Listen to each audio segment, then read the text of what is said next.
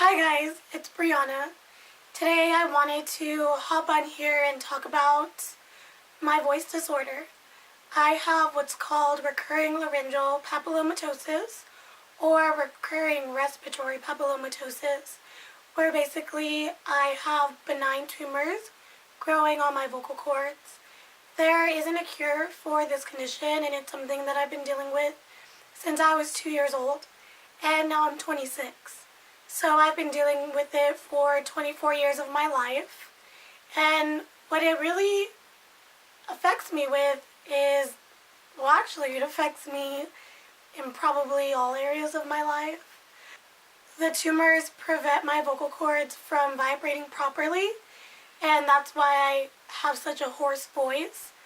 But aside from that, because I've been dealing with this condition for over 20 years, I've had over 50 surgeries, I'm sure, and probably a lot more beyond that. And what was I talking about? This condition prevents my vocal cords from vibrating properly because the tumors are growing on my vocal cords. When it gets bad enough, it interferes with my breathing, and if I weren't to get the surgeries, then I wouldn't really have an ability to speak.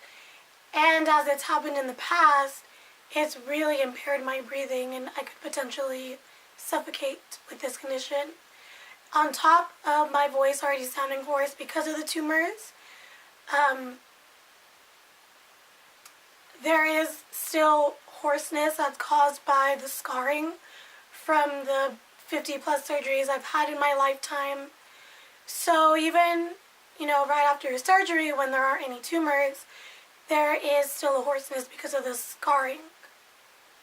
I started having these surgeries done when I was 2 years old, and the way that it works is that during a consultation, an ear, nose, and throat doctor will scope me.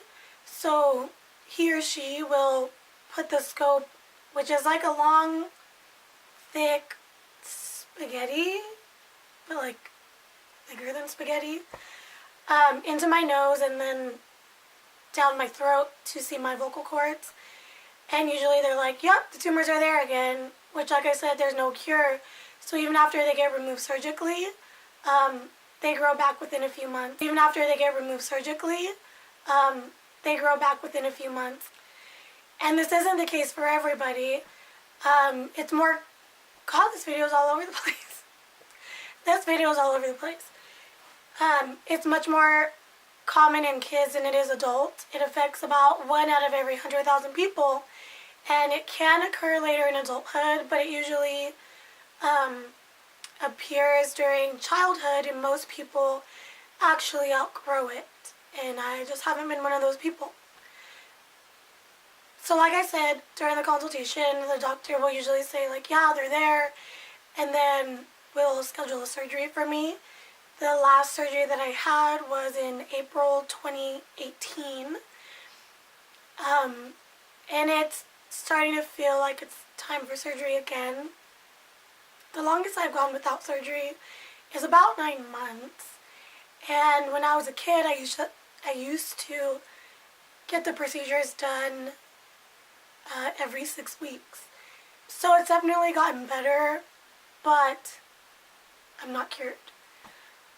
There are a few different ways that these tumors can be removed. One of them is using a microdebrider, which has been explained to me kind of like a roto-rooter, where it just kind of just sucks up the tumor and burns it off.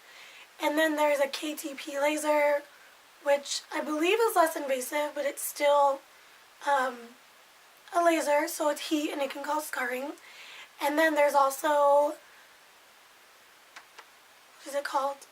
A coblation wand, which I'm not really sure what it is. It's been used on me once, and my throat did not like it. It actually resulted in a lot of swelling, and it took, a lot longer for my voice to recover after surgery. After surgery, it usually takes me anywhere from a couple days to a couple weeks for my throat to feel comfortable enough to speak again.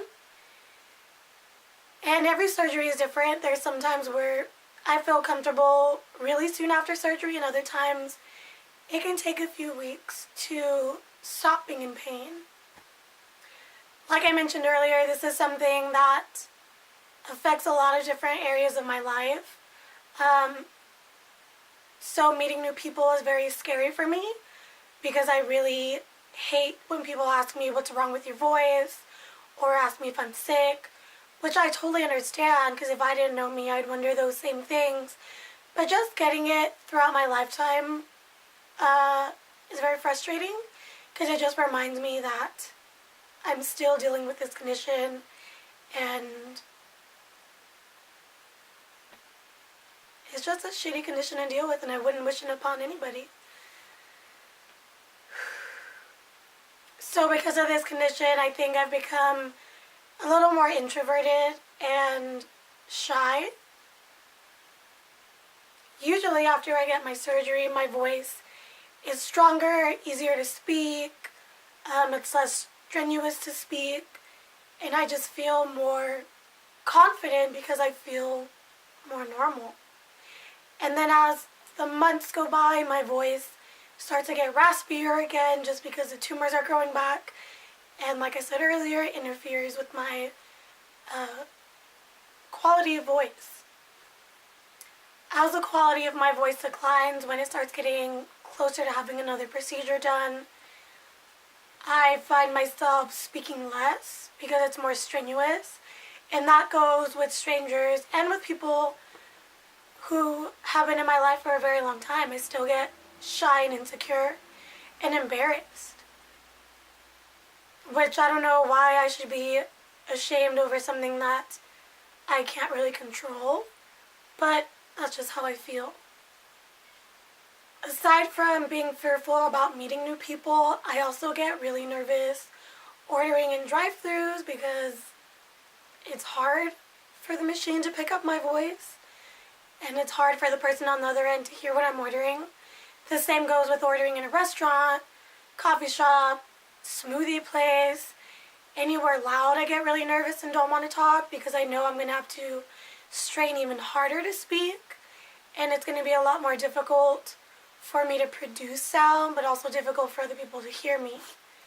I usually don't keep the radio too loud in my car if I'm driving around with somebody else because I know they're not going to be able to hear me. Even talking to people when I'm checking out of a store, I get nervous. So social interactions in general just make me uncomfortable because I'm so afraid of what somebody else is going to say, but I'm also concerned if I'm going to be able to produce sound. So it's something that really preoccupies my mind. I've been made fun of for my entire life. I've had family members say insensitive things, classmates, professors in college, professors in grad school, doctors and nurses and medical professionals. I mean, everybody has said something insensitive. So because of that, I am scared kind of just to speak. And I wanted to get on here and share a little bit about my condition because I know that there are people who are curious, but there's also a lot of other individuals experiencing and living with this condition. So even if the person watching this doesn't have this condition, maybe they know somebody who does, and I want to be able to provide a little bit more information and insight about what it's like living with this condition. I've met other people who have this condition in college, but also online, and it's been so empowering knowing that there are other people living with this condition who have overcome it, which has provided hope for me, but also people who haven't and are just living their everyday life the best they can. And I want to be able to relate to others and share my story, document my experience with this condition, and help get rid of the fear, the embarrassment, the shame, and just the stigma associated with living with reoccurring papillomas. I would hope that people in the comments would be kind, but I understand if people are insensitively opinionated. It's something that I've dealt with my entire life. Like I said, I just want to provide some sort of hope or relatability, or just help somebody else feel a little bit less alone who is dealing with this condition or who knows somebody that is. So if you have any questions or are curious about this condition in general, please feel free to interact with me down in the comments below.